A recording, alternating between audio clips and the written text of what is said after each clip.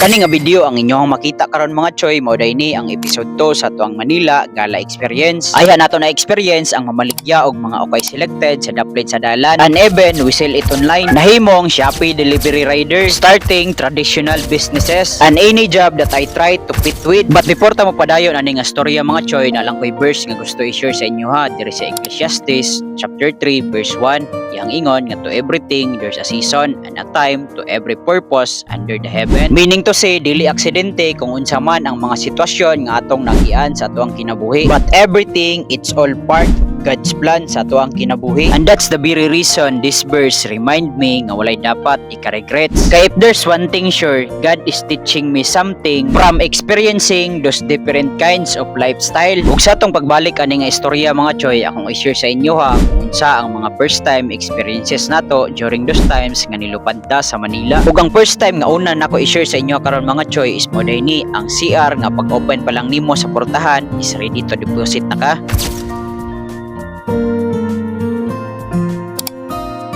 Maka-experience og tamak sa usa sa pinaka-nindot nga hotel sa tibuok kalibutan, which is ang Okada, Manila. And also maka-experience og makatulog sa usa sa pinaka-nindot nga hotel sa Manila, which is ang Marriott Hotel.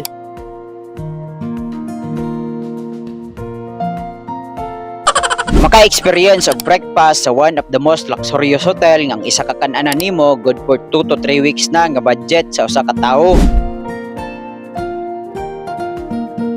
Og diri pud ta nakakita for the very first time og artista sa personal og mao ni si Waki Kiray. Og to be honest, aning mga oras sa mga choy wala gid koy lain na ingon kun dili ugpaw giday siya. Og mao ni mga choy ang some of the privileges nga first time nato na experience sa atong gala experience sa Manila.